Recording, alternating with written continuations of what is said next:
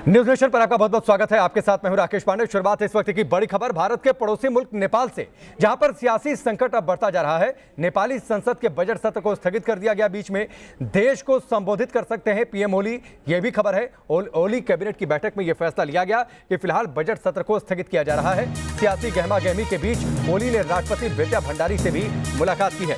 तो बड़ी खबर, नेपाल में सियासी हलचल अब अपने चरम पर है। उधर प्रचंड ने भी बैठक की है। बढ़ती राजनीतिक सरगर्मी के बीच खबर यह है कि इस्तीफा दे सकते हैं पीएम केपी शर्मा ओली।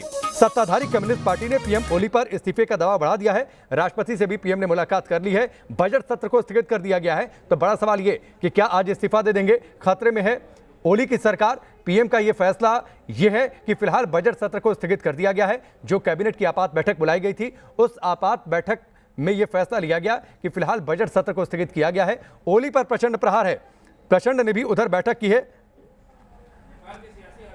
पंकज दास हमारे वरिष्ठ सहयोगी जुड़ चुके हैं नेपाल से सीधे लाइव, सीधे उनका रुख करते हैं। पंकज, सियासी सरगर्मी चरम पर और जिस तरीके से आपात बैठक और उस बैठक के बाद बजट सत्र को स्थगित करने का फैसला लिया गया, उधर राष्ट्रपति से मुलाकात भी कर ली है ओली ने, तो क्या ये माने कि आज जो देश को संबोधित करने वाले हैं उस संबोधन में शायद वो इस्तीफे का ऐलान करें? जी देखिए, राजनीतिक उठापटक के बीच एक नया मोड़ आ गया है जब प्रधानमंत्री केपी ओली ने अचानक कैबिनेट बैठक में जो है संसद की जो चालू सत्र है उसको स्थगित कर दिया गया है। इसके दो मायने हो सकते हैं। एक तो वो दल विभाजन का अध्यादेश लाना चाहते हैं, क्योंकि जब संसद का सत्र चल रहा होता है तो कोई भी अध्यादेश नहीं आ सकता है।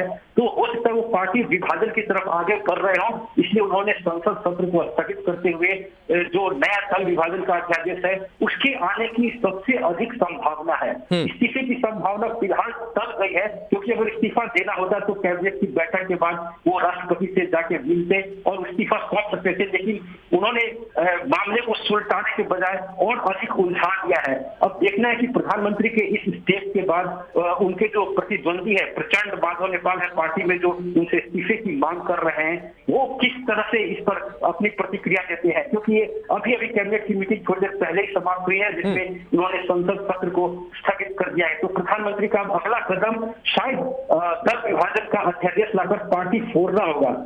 लेकिन अगर पार्टी टूट भी जाती है तो पंकज वो अपनी सत्ता बचा पाएंगे? क्योंकि देखिए, दूसरी ओर जो पुष्प कमल दहल हैं उनके निवास पर भी बैठकों का दौर जारी है। जो कैबिनेट की बैठक होने वाली थी, अपने समर्थकों से उन्होंने कह दिया था कि आप उस बैठक का हिस्सा ना बने। तो अगर पार्टी टूट भी जाती है तो क्या ओली अपनी कुर्सी बचा पाएंगे?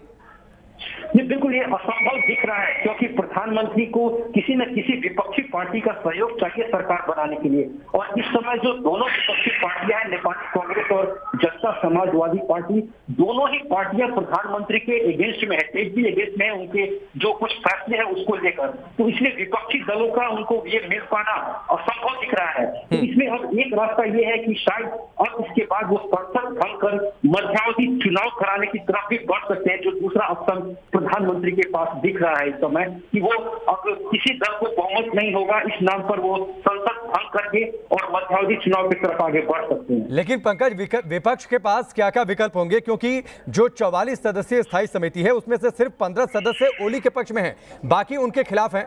तो विपक्ष के पास क्या विकल्प होंगे मौजूदा जो बदलती सियासत है नेपाल में, उसके मद्देनजर?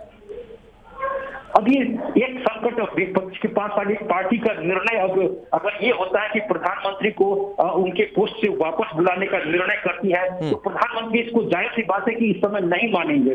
तो इसके लिए उनके पास जो है पार्टी में एक ही विकल्प रह जाता है कि वो प्रधानमंत्री को पार्टी की सदस्यता से निलंबित कर दें, उनको पार्टी की साधारण सदस्यता से भी बर्खास्त कर दें। तब उनका जो पद है, वो जो सांसद पद है, वो स्वतः खारिज हो जाएगा और प्रधानमंत्री पद पर भी वो नहीं बने रहेंगे। तो उनके जो विपक्षी है पार्टी में, उनके पास ये अब इस समय ये विकल्प है।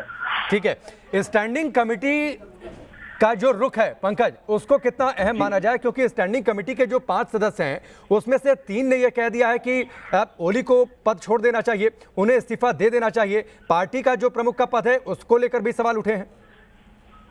जी बिल्कुल, देखिए स्टैंडिंग कमेटी कम्युनिस्ट पार्टी में जो पार्टी का अपना ऑर्गेनाइजेशनल स्ट्रक्चर होता है वो बहुत ही मायने रखता है। पार्टी के ही निर्देशन से सब कुछ चलता है और इसी बात की लड़ाई है कि जो प्रधानमंत्री केपी ओली है वो पार्टी के निर्णय को भी नहीं मानते। कई सारी पार्टी के निर्णय को उन्होंने दरकिनार करते हुए इकलौते ढंग से उन्होंने सरकार भी संचालन किया था और पार्टी में भी निर्णय किया था।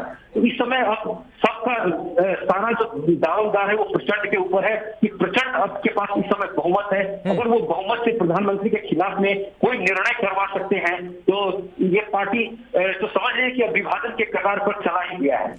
ठीक है पंकज, हमसे जुड़ने के लिए आपका बहुत बहुत शुक्रिया। नजर बनाकर रखिए, आपसे अपडेट लेंगे क्योंकि नेपाल में सियासी सरगर्मी अपने चरम पर है। ओली की कुर्सी पर खतरा मंडराने लगा है और दरअसल ये सब कुछ हुआ है चीन के उकसावे पर, चीन के भड़काने पर। चीन के उकसावे के बाद नेपाल ने भारत से उलझने की गलती की, साथ ही चीन के हाथों नेपाल अपनी जमीन भी गंवाने में लगा है। ऐसे में नेपाल की ओली सरकार से लोग बेहद नाराज हैं। ओली सरकार पर सत्ता से बेदखल होने का खतरा भी मंडराने लगा है और मौजूदा परिस्थितियां, नेपाल की जो सियासी परिस्थितियां हैं वो इसी बात की गवाही दे रही हैं।